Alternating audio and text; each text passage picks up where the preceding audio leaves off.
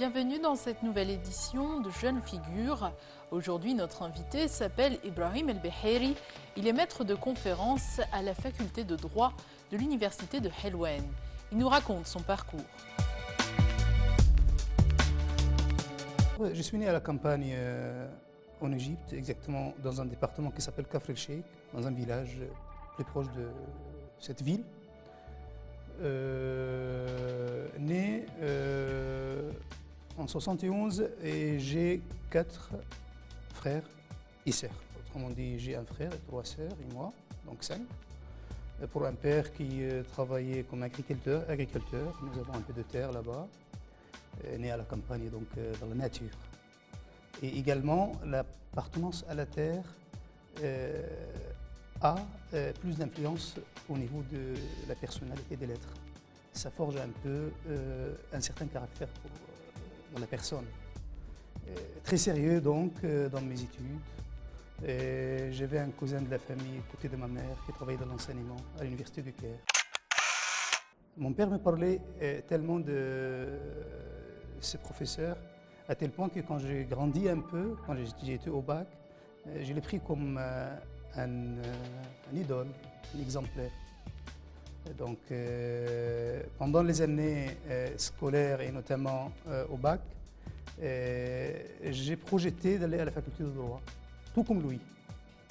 Donc, pourquoi à l'époque, vraiment, c'était un choix, mais je ne savais pas quelles étaient les raisons, quoi. Mais bon, j'ai aimé les études de droit.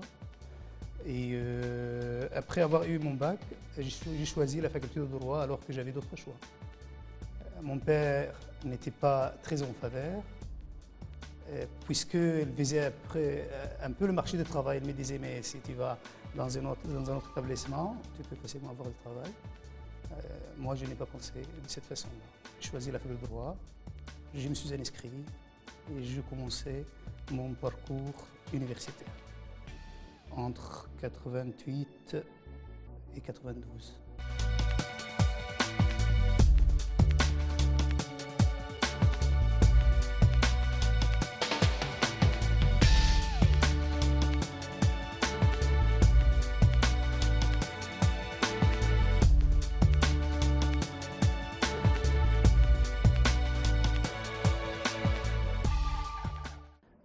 Pendant ces 4 ans d'études, c'était à l'université de Tanta, toujours dans le delta du Nil. J'avais un ensemble de profs. Certains sont célèbres, connus dans la politique égyptienne, comme le professeur Sophie Abou Talib et certains autres qui venaient nous enseigner là-bas. En effet, les études de droit sont des études très intéressantes, notamment si on les aime. Et ça a été mon cas. Donc j'ai aimé ces études et par conséquent, je me suis sacrifié vraiment pour être plus ou moins distingué pendant ces 4 ans. J'ai eu des privilèges de la part de l'université à l'époque. Et en 92, malgré que j'étais parmi les premiers à la fac, comme par hasard, il n'y a pas eu de nomination en ce qui me concerne, quoi. Donc mes collègues, on était 7, 8 ou 9, après une dizaine, qui étaient connus en tant que les meilleurs étudiants pendant les 4 ans. Et malheureusement, disons qu'il y avait un système qui est un peu particulier à l'époque. Ça a changé après. Quoi qu'il en soit, il n'y a pas eu de nomination dans un poste d'assistant. Et ça a été vraiment mon rêve, quoi. Étant donné que j'aime les études de droit, les recherches, donc naturellement, ce travail était compatible avec mes ambitions. Bon, n'ayant pas eu la chance de l'avoir sur le coup, j'avais le service militaire. J'avais 21 ans presque. J'avais le service militaire et j'avais la maîtrise en droit. Je devais donc accomplir mon service. Et j'avais le choix entre être soldat et officier des réserves. Je me suis dit alors, la faculté m'a privé, la faculté de droit m'a privé de la possibilité d'être nommé dedans, donc je vais continuer mes études, toujours dans l'objectif d'avoir un poste au sein de cet établissement. Et si je vais étudier en tant que soldat à l'armée, ça sera très difficile, voire impossible. Donc je me suis dit, tiens, je peux aller m'engager en tant qu'officier de réserve pendant 36 mois.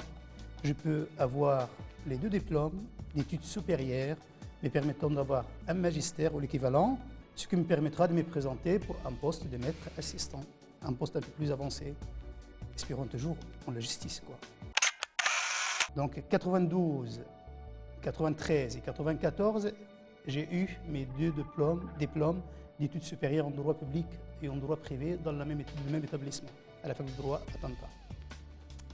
Et j'avoue que ça a été dans des circonstances très difficiles. Imaginez que vous êtes engagé dans l'armée et vous avez des vacances très limitées dans le temps et que je quitte l'armée pour passer mes vacances à la faculté, pour avoir un peu, ou savoir un peu où ont arrivé mes profs dans le cadre des études, quoi. Donc je n'avais pas de vacances pratiquement. Et j'avais même l'obligation de reporter mes vacances à l'armée pour pouvoir avoir des vacances pour passer les examens. Parce que passer les examens n'est pas, en effet, faire des études en tant qu'officier à l'armée, ce n'est pas toujours facile. Et ça me marque toujours que lors de premier examen, il y avait l'écrit et l'oral. Donc je demandais à mes supérieurs à l'armée de m'accorder des vacances pour passer l'écrit. Je l'ai passé. Et quand j'ai réussi l'examen écrit, j'ai pris le devant et j'ai dit, écoutez, si j'ai réussi, j'aurai l'oral à passer. Et je demande des vacances pour, préalablement, quoi, pour pouvoir passer cet examen. À l'époque, ça m'a été refusé. Ça m'a été refusé. Donc j'ai dû m'absentir et prendre le risque de commettre une infraction pour pouvoir passer mon examen oral parce que je ne pouvais pas en effet rater un examen que j'ai passé, notamment l'essentiel, l'écrit, c'était très important, quoi. Donc j'ai pris ce risque et j'ai passé mon examen oral, j'ai réussi mon DEA à l'époque et je me suis rendu dans le camp et je me suis présenté à mon supérieur qui a compris ou qui a pris en considération les circonstances. Et je me rappelle également qu'une fois pendant les orales, il pleuvait. Et les constructions militaires sont des constructions transportables. Quand il pleuvait, l'eau rentre. Et on avait, vous savez, le lampe à gaz, comme à l'ancien. Pourtant, c'était en 92, quoi. 93, 94. Donc, je prenais la lampe, je me mets ici pour réviser. Bon, l'eau tombe. Alors, je la prends, je la mets de l'autre côté. Ça a été vraiment marquant, quoi. À tel point que je n'oublie pas, après presque une vingtaine d'années ou une quinzaine d'années maintenant.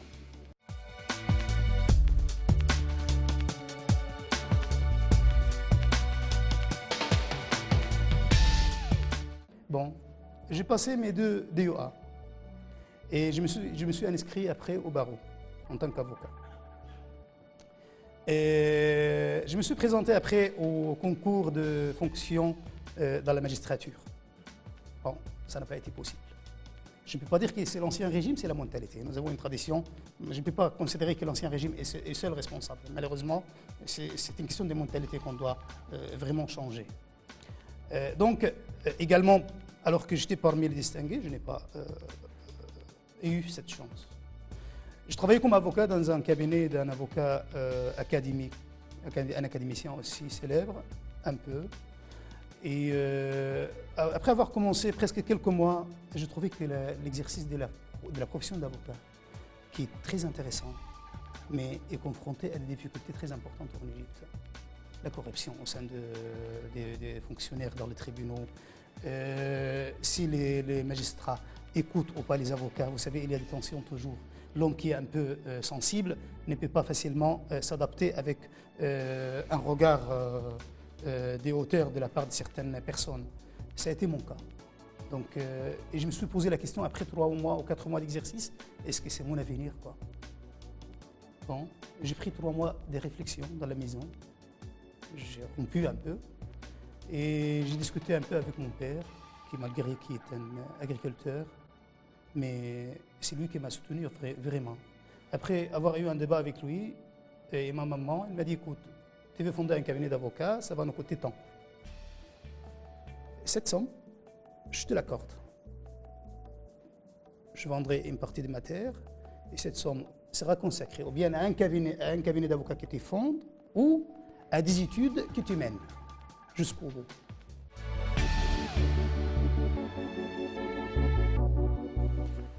Ibrahim a fait son possible pour concrétiser son rêve et partir étudier en France.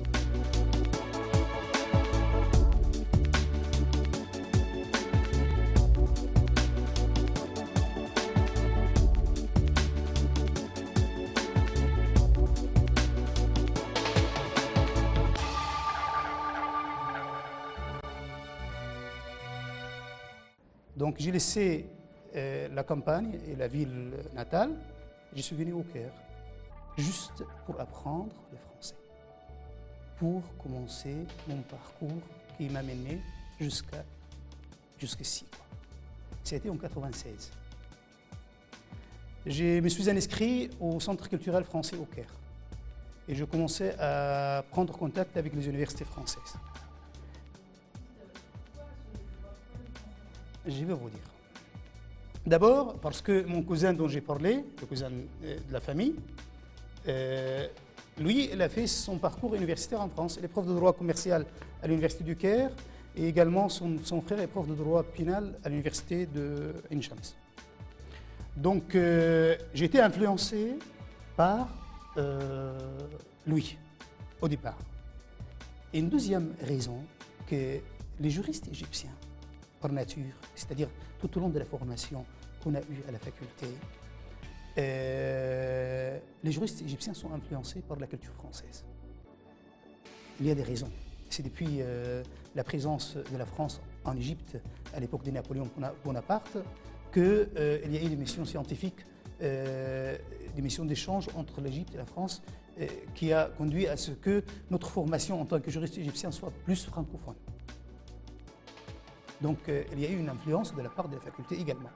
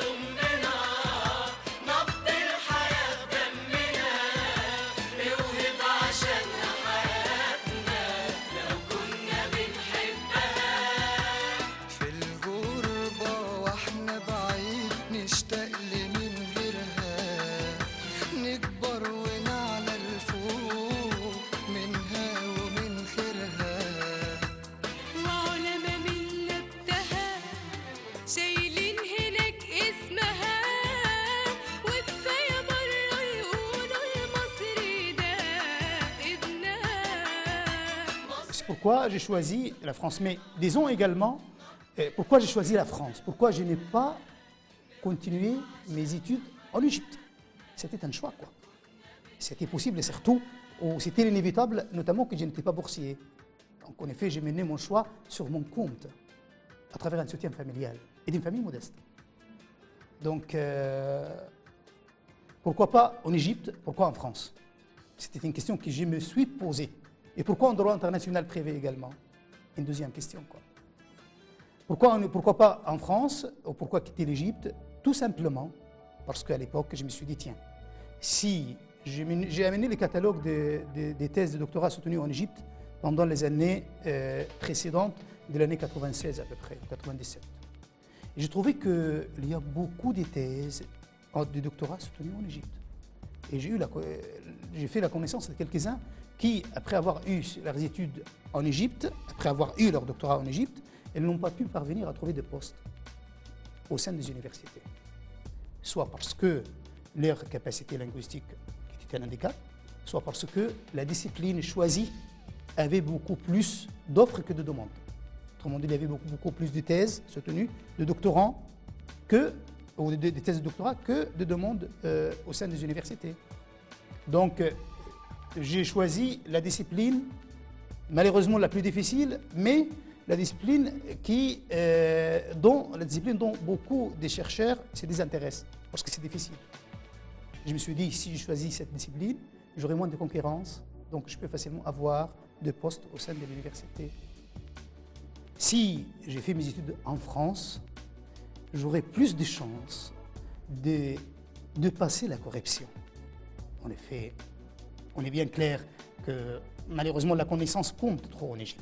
Si j'ai des connaissances, je peux facilement avoir un accès. Ça n'a pas été le cas. Donc, faut-il m'imposer à travers le choix d'une étude à l'étranger. Donc, je choisis d'étudier en France. J'ai commencé par apprendre le français au centre culturel, français au Caire, Al-Mounira, et ensuite faire des correspondances avec des universités françaises pour m'inscrire.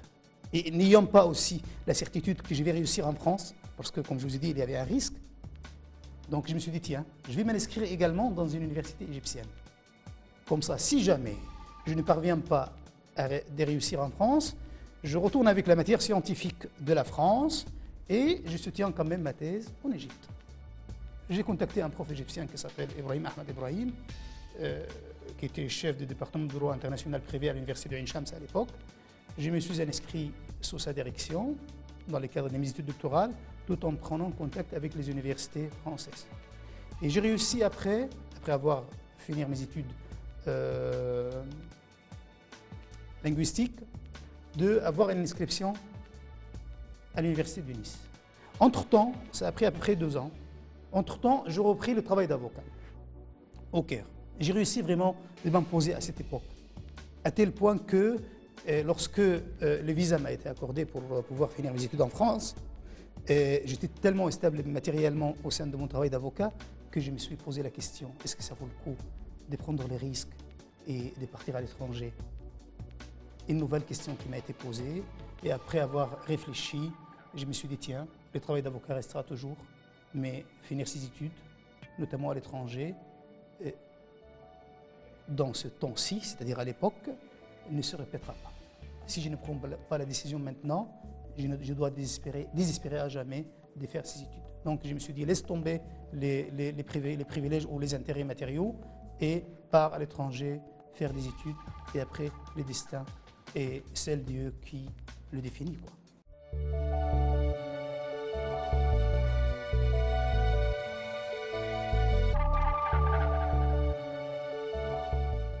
Je suis parti en France, fin 97.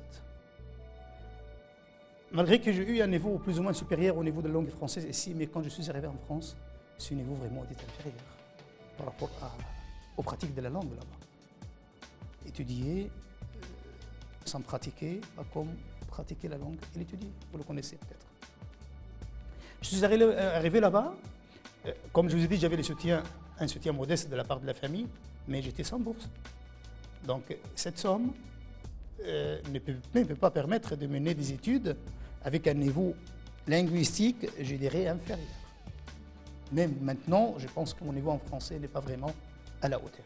J'estime que la langue est tellement vaste et difficile qu'elle mérite plus que ça. Quoi qu'il en soit. Je commençais mon parcours là-bas. D'abord, je me suis inscrit en thèse. J'ai contacté une maître de conférence à la fac de droit à Nice, qui s'appelle Madame Geneviève Gourdet, qui a accepté de co-diriger les sujets avec mon prof égyptien. On a fait une sorte de co-tutelle.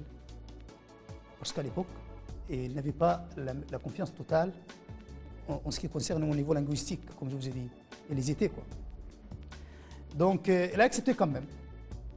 Et je commençais alors d'apprendre le français à nouveau, c'est-à-dire d'assister aux cours magistraux pour la première et la deuxième et la troisième année, pour me familiariser avec la langue française et le langage juridique. En même temps, je me suis inscrit au centre d'études de français pour les étrangers à la faculté des lettres, pour approfondir davantage mes connaissances linguistiques. N'ayant pas de bourse, j'ai été mené de chercher un travail à côté. Dans un premier temps, on m'a proposé d'enseigner l'arabe dans un centre là-bas, dans la ville, à Nice. J'ai accepté volontiers parce que c'était le samedi dimanche, pendant le week-end, quoi. J'ai accepté volontiers et je commençais à faire ce travail, mais je me suis rendu compte après quelques semaines ou quelques mois qu'en effet, ça porte préjudice au niveau de la faculté d'apprendre les français, quoi. Je pratique tout le temps l'arabe, on parle tout le temps dans cette langue et par conséquent, je ne suis pas venu en France en effet pour faire cela. Je me suis dit, tiens, le travail que je mène va m'handicaper au niveau de mes études. Donc, faut-il s'interroger, quitte le travail. Je me suis dit, tiens, je cherche un autre travail manuel pour pouvoir fréquenter des Français, apprendre la langue, et quand j'aurai un niveau plus ou moins adapté, je peux changer le travail. Et ça a été le cas. J'ai quitté ce travail d'enseignant d'arabe pour accepter d'autres travails, plus ou moins, comme j'ai dit, moins bien au niveau de la présentation, mais qui m'ont permis d'avoir ou de côtoyer les Français, donc d'apprendre la langue plus ou moins facilement, quoi. Pour apprendre le français également, j'ai été mené à enregistrer dans un système de cassettes, quoi, des émissions de télé, des émissions des radios, notamment des France Culture, je me rappelle. Je l'enregistre et je l'écoute quand je marche dans la rue, au sein du travail, à tel point que certains pensaient en effet que j'écoute de la musique. Mais ce n'était pas de la musique, c'était des émissions, seulement pour apprendre. Donc c'est un autre moyen, quoi.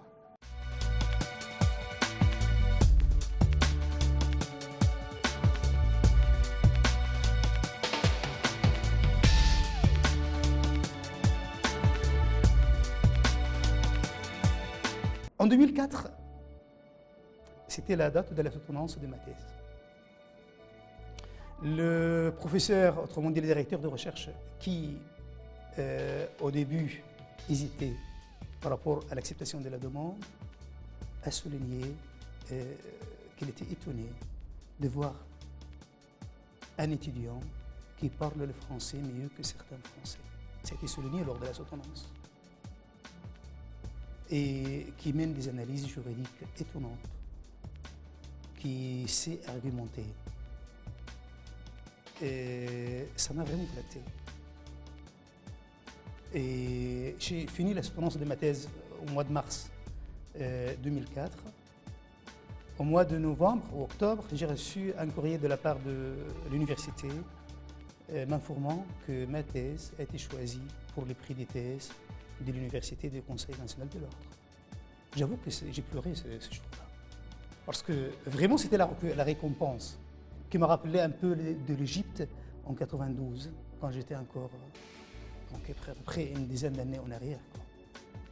Et en présence de certaines personnalités dans l'hôtel Westminster à Nice, j'ai reçu ce prix avec un collègue italien qui a eu la même distinction. Et après, je commençais à faire des recherches pour avoir un travail compatible avec ma formation. Ayant toujours eu l'espoir de travailler au sein des universités, donc je n'ai pas abandonné cette idée. J'ai présenté des candidatures en effet en France. J'avoue que j'ai présenté presque une quarantaine de demandes aux universités françaises. J'ai fait même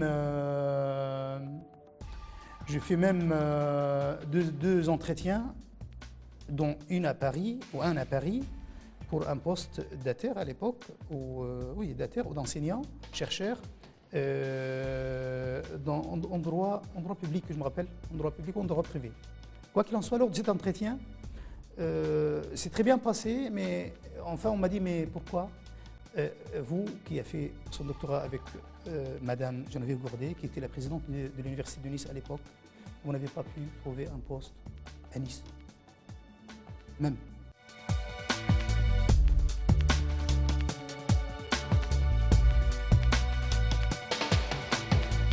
Une question qui m'a été posée, mais vraiment, et je pense que vous venez de la France, qu'il y a quand même, les critères objectifs ne sont pas tout le temps pratiqués.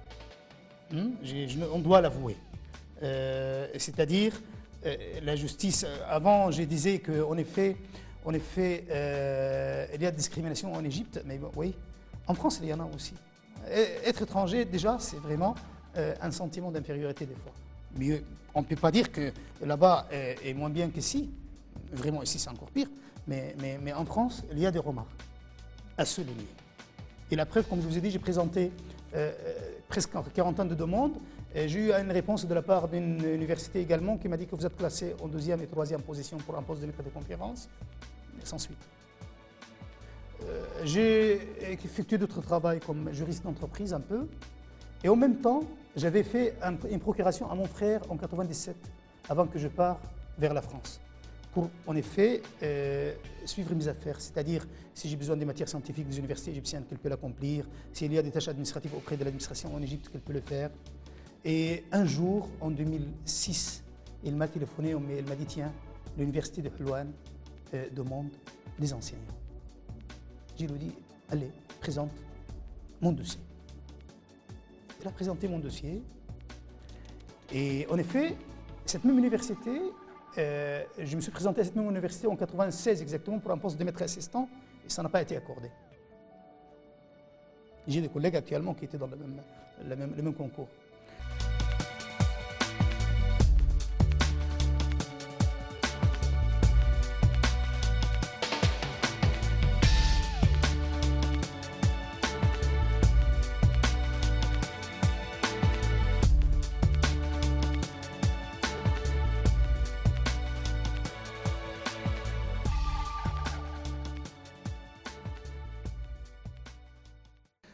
Je suis parti après en France. Mon frère a présenté la demande en 2006, comme je vous ai informé, suite à une annonce faite par l'université dans les journaux égyptiens. Et après, on m'a appelé pour des entretiens préalables à l'embauche, après avoir examiné mes diplômes, et notamment ma thèse à nouveau.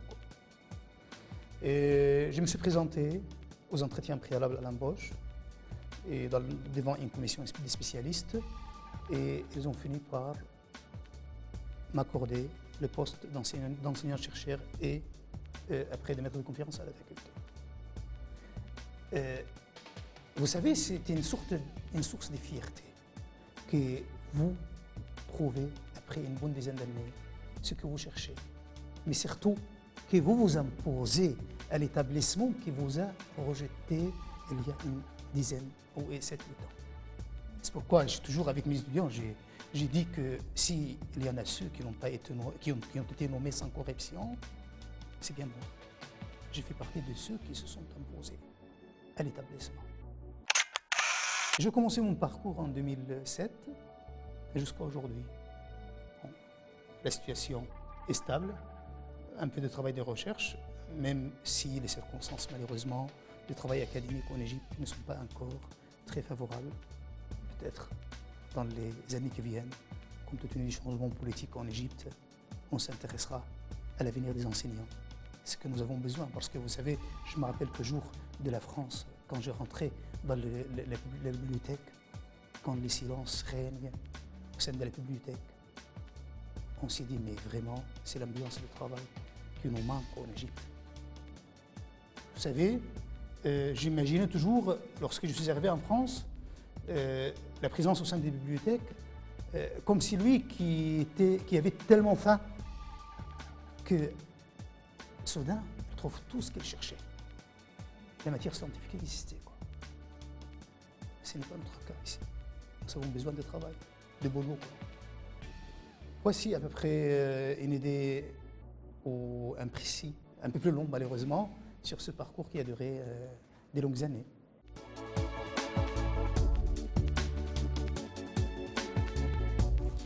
Cette édition de Jeunes Figures touche à sa fin. Rendez-vous dans un prochain numéro en compagnie d'un nouvel invité.